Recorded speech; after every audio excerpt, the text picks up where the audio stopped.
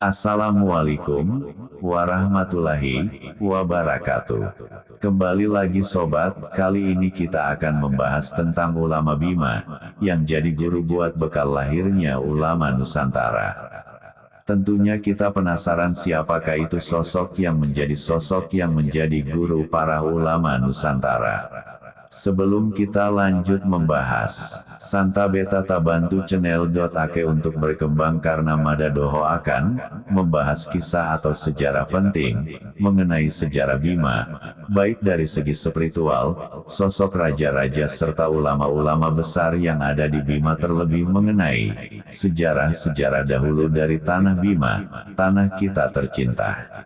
Santa Beta, bantu subscribe, like, atau komen untuk membantu berkembangnya channel ini. Langsung saja, siapa sosok ulama tersebut?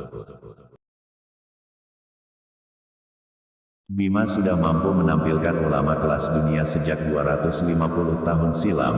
Figur legendaris yang mampu memikat hati banyak orang adalah Syekh Abdul Ghani Bima Al-Bimawi. Di samping itu ada sejumlah ulama ternama.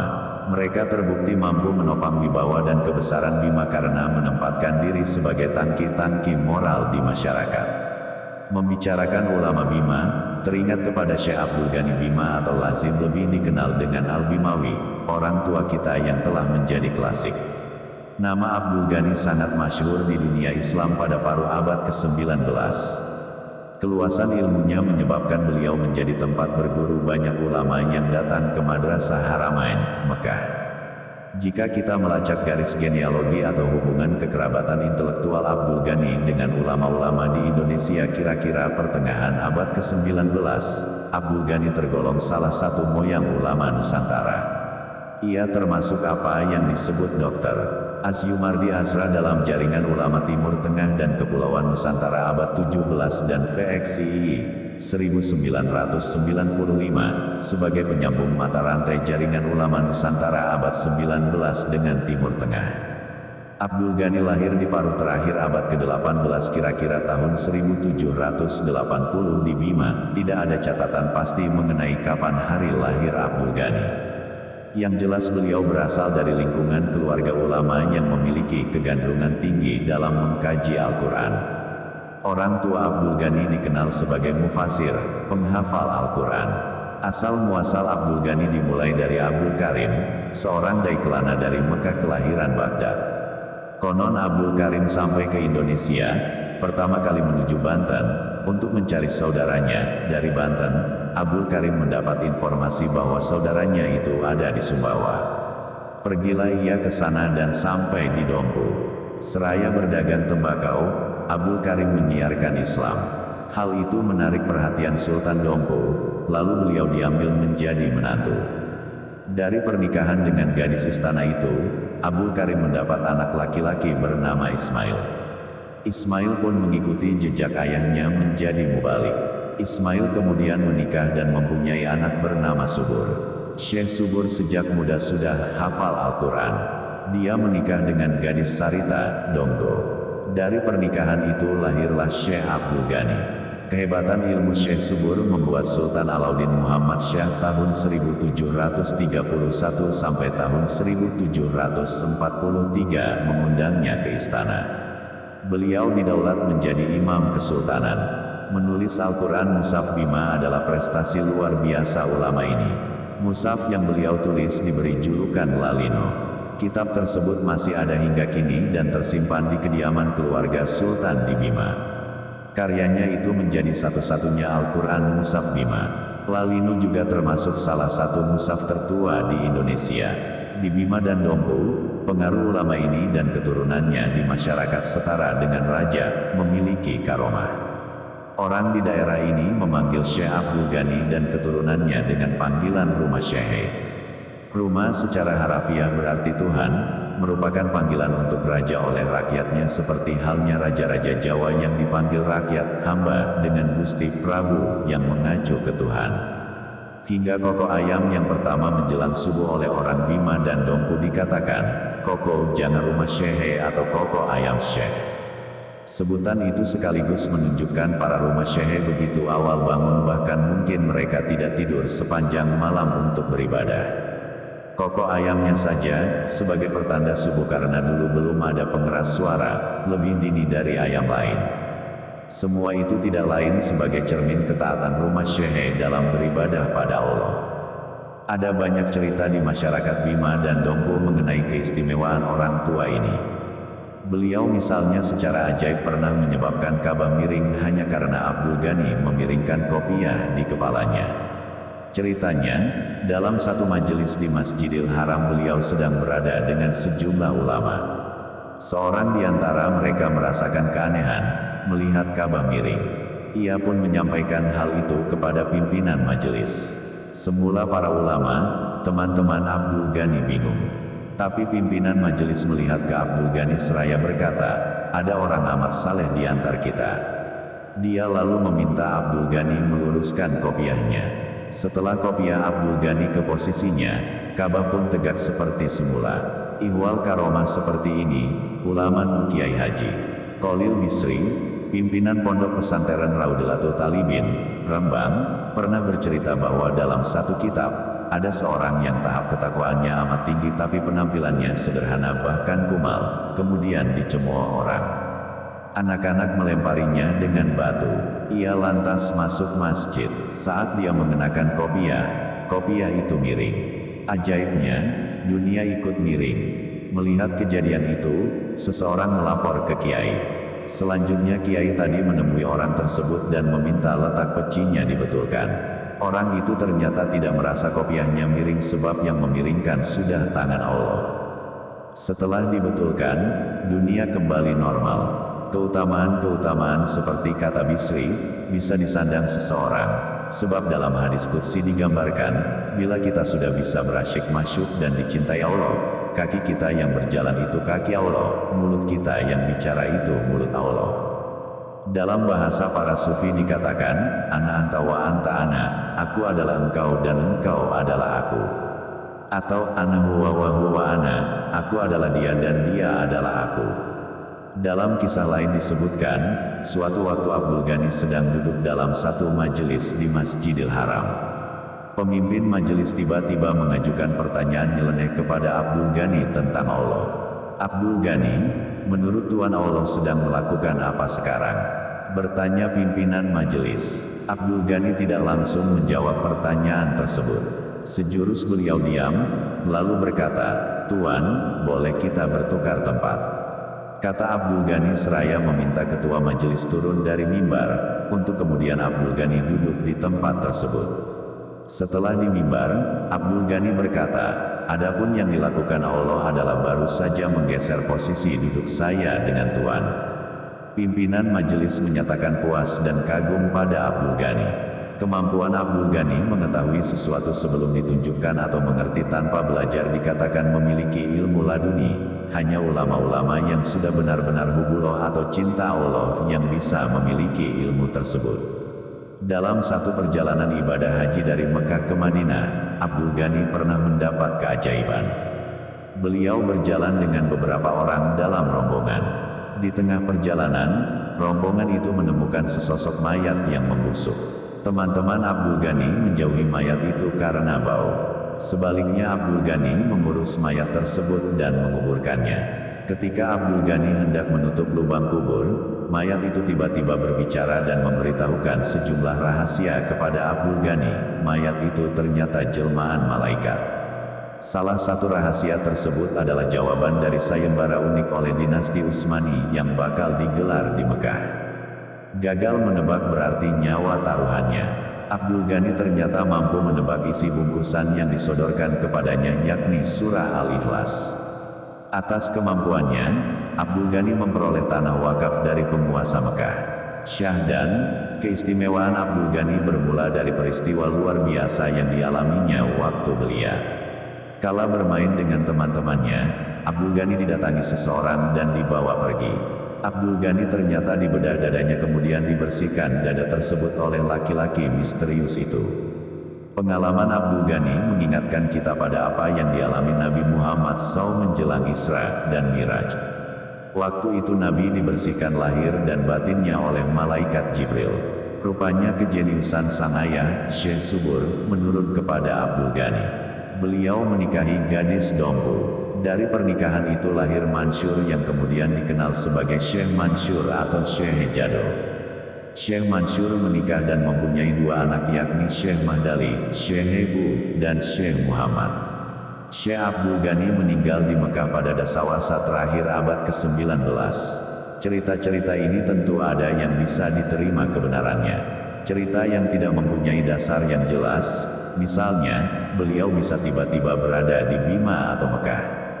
Menghidupkan cerita-cerita mengenai karomah yang berlebihan itu tentu merupakan bentuk kultus terhadap Abdul Ghani, satu perbuatan yang dilarang Islam. Tindakan demikian hanya membuat akidah masyarakat menjadi cacat. Dikutip dari Muslimin Hamzah dalam Ensiklopedia Bima, 2004, oleh Muhammad Faisal Umaseo. Syekh Abdul Ghani bin Subuh bin Ismail bin Abdul Karim Al-Bimawi Al-Jawi atau yang kerap disebut Al-Bimawi saja, adalah seorang ulama besar yang sangat masyhur di dunia Islam pada paruh abad ke-19. Keluasan ilmunya menyebabkan beliau diangkat menjadi seorang ulama pengajar di Madrasah Haramain, Makkah. Beliau menjadi tempat berguru banyak ulama yang datang ke Madrasah Haramain. Jika kita melacak garis genealogi atau hubungan kekerabatan intelektual Abdul Ghani dengan ulama-ulama di Indonesia kira-kira pertengahan abad ke-19, Abdul Ghani tergolong salah satu moyang ulama Nusantara. Syekh Abdul Ghani lahir di paruh terakhir abad ke-18 kira-kira tahun 1780 di Bima, Nusa Tenggara Barat. Tidak ada catatan pasti mengenai kapan hari lahir Syekh Abdul Ghani. Yang jelas beliau berasal dari lingkungan keluarga ulama yang memiliki kegandrungan tinggi dalam mengkaji Al-Quran. Orang tua Abdul Ghani adalah seorang ulama hafiz Al-Quran. Kakek buyut Syekh Abdul Ghani bernama Abdul Karim, seorang dai asal Makkah kelahiran Baghdad. Konon Abdul Karim sampai ke Indonesia pertama kali menuju Banten untuk mencari saudaranya. Dari Banten, Abdul Karim mendapat informasi bahwa saudaranya itu ada di Sumbawa. Pergilah ia ke sana dan sampai di Dompu. Seraya berdagang tembakau, Abdul Karim menyiarkan Islam. Hal itu menarik perhatian Sultan Dompu, lalu beliau diambil menjadi menantu. Dari pernikahan dengan putri Sultan Dompu itu, Abdul Karim mendapat anak laki-laki bernama Ismail. Ismail pun mengikuti jejak ayahnya menjadi mubalik. Ismail kemudian menikah dan mempunyai anak bernama Subuh. Syekh Subuh bin Ismail bin Abdul Karim sejak muda sudah hafal Al-Quran. Ia kemudian mengembara ke timur ke arah Teluk Bima, wilayah kekuasaan Kesultanan Bima. Kehebatan ilmunya membuat Sultan Alauddin Muhammad Syah tahun 1731 sampai tahun 1743 yang menjadi penguasa Kesultanan Bima saat itu mengundangnya ke istana. Beliau didaulat menjadi imam kesultanan. Menulis Al-Quran Mushaf Bima adalah prestasi luar biasa ulama ini. Mushaf yang beliau tulis diberi julukan Lalino, yang berarti melimpah ruah atau menyeluruh Arab, Asia Syamil. Karyanya itu menjadi satu-satunya Al-Quran Mushaf Bima. Kitab tersebut dulunya tersimpan di kediaman keluarga Sultan di Bima dan sekarang tersimpan di Museum Al-Quran Jakarta, dan pada tahun 2012 mendapat penghargaan sebagai Mushaf Al-Quran terbaik dan terindah yang diselenggarakan di Yogyakarta dan menarik sekian banyak pengunjung yang hadir menyaksikannya. Lalino juga termasuk salah satu mushaf tertua di Indonesia. Dalam pengembaraannya ke Teluk Bima, Syekh Subuh sempat menikahi seorang gadis dari Kampus Sarita, Donggo, sekarang masuk wilayah Desa Sarita, Kecamatan Soromandi, Kabupaten Bima. Dari pernikahan itu lahirlah Abdul Ghani. Abdul Ghani kecil melawat ke Makkah dan belajar dari para ulama di sana seperti Al-Alama As-Sayyid Muhammad Al-Marzuki dan saudaranya, Sayyid Ahmad Al-Marzuki penulis Aqidatul Awam, Muhammad Said Al-Qudsi Mufti Mazhab Syafi'i, dan Al-Alama Usman Ad-Dimyati. Syekh Abdul Ghani banyak mengambil faidah dari para ulama ini. Sebagaimana yang dicatat oleh Khairuddin As-Sirikli dalam kamus tarajimnya, Al-Alam. Nama Abdul Ghani sangat masyhur di dunia Islam pada paruh abad ke-19. Keluasan ilmunya menyebabkan beliau menjadi tempat berguru banyak ulama yang datang ke Madrasah Haramain, Mekah. Termasuk di antaranya banyak ulama dari Tanah Jawi, sebutan orang Arab untuk Nusantara waktu itu. Sebagaimana dicatat oleh Khairuddin As-Sirikli, Syekh Abdul Ghani Al-Bimawi telah meluluskan mayoritas ulama Jawa seperti Syekh Ahmad Khatib bin Abdul Ghaffar As-Sambasi, Syekh Muhammad Nawawi bin Umar Al-Bantani, pemilik karya-karya ilmiah seperti Tafsir Murrah Labid Tafsir Al-Munir Lima Alimin Tanzil, yang juga pendapat anugerah berupa gelar Sayyid Ulamail Hijaz dari negeri Timur. Syekh Muhammad Nawawi bin Umar Al-Bantani atau Syekh Nawawi Al-Bantani adalah guru dari Hadratus Syekh Kiai Haji Hashim Asy'ari pendiri Nahdlatul Ulama, TGH, Zainuddin Abdul Majid pendiri Nahdlatul Watan di Lombok, Syekh Tubagus Ahmad Bakri dari Purwakarta, Syekh Muhammad Arsyad Al-Banjari, Kiai Agung Asnawi dari Banten, Abu Yadim Yati dari Banten, Syekh Mubarak bin Muhammad dari Tasikmalaya, Kiai Haji Abdul Karim dari Kediri, Kiai Haji Muhammad Falak dari Bogor, Del. Syekh Abdul Ghani senantiasa menyibukkan diri dengan mengajar, ibadah dan menulis. Syekh Abdul Ghani sempat pulang kampung ke Dompu pada tahun 1857 di masa pemerintahan Sultan Salahuddin I yang bergelar Mawa Adi, sang pembawa keadilan, dan tinggal beberapa waktu. Beliau sempat membangun sebuah masjid yang kemudian diberi nama Masjid Syekh Abdul Ghani sesuai namanya. Masjid yang merupakan masjid kesultanan ini berlokasi di Kampos Sigi, sekarang lingkungan Sigi, Kelurahan Karijawa, Kecamatan Dompu. 2. Masjid ini beratap susun 3 yang merupakan corak bangunan dari pengaruh Hindu.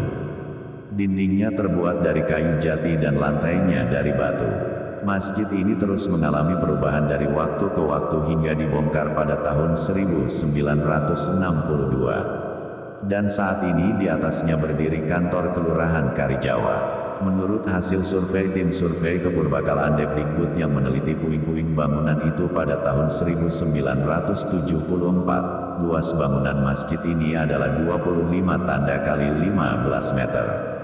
Lantainya terbuat dari tegel batu dengan panjang 54 cm, lebar 48 cm dan tebal 3,5 cm. Dindingnya terbuat dari batu bata merah dengan lebar 26 cm dan tebal 8 cm. 3. Menurut Syekh Mahdali cucu beliau, dalam sebuah wawancara di tahun 1985, Syekh Abdul Ghani sempat diangkat menjadi Kadi Kesultanan Dompu oleh Sultan Dompu. Sultan Dompu menghadiahkan kepada beliau 57 petak sawah di Sojado.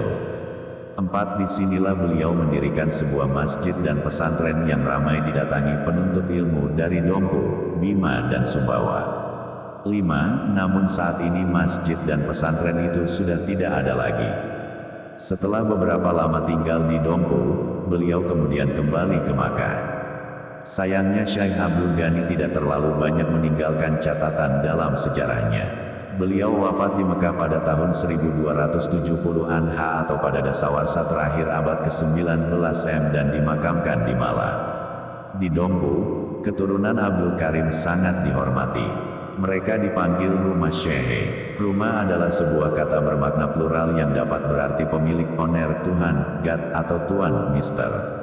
Sedangkan Syekh adalah kata serapan dari kata dalam bahasa Arab, Syekh yang bermakna kakek atau orang yang sudah tua. Di dalam hasanah Islam kata Syekh kemudian menjadi gelar bagi seorang ulama yang sangat tinggi ilmu agamanya. Rumah Syekh dapat berarti Tuan Syekh atau Gusti Syekh. Rumah adalah sebutan bagi para raja di Dompu dan keturunannya, setara dengan sebutan Gusti bagi raja di Jawa. Sedangkan Syekh Abdul Ghani adalah keturunan dari Abdul Karim dengan seorang puteri Sultan Dompu. Syekh Abdul Ghani memiliki seorang anak di Dompu bernama Syekh Mansur.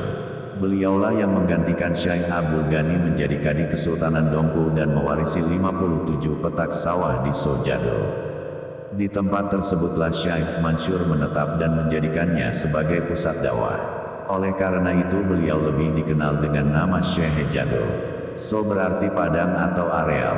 Jado adalah nama sebuah areal pertanian yang terdiri atas areal bukit dan persawahan yang sangat subur dengan irigasi yang memadai. Saat ini Sojado masuk dalam wilayah Kelurahan Bali 1. Terletak di sebelah utara jalan lintas luar Dompu dari pom bensin Karijawa sampai cabang Sawete. Syekh Muhammad dan Syekh Mahdali Shehebu adalah dua orang anak dari Syekh Mansur sekaligus cucu dari Syekh Abdul Ghani Al-Bimawi. Syekh Mahdali atau di Dompu lebih akrab dipanggil Shehebu sempat menjadi kadi Kesultanan Dompu di masa-masa akhir Kesultanan Dompu. Setelah kesultanan dihapuskan, beliau menghabiskan sisa-sisa umurnya dengan mendekatkan diri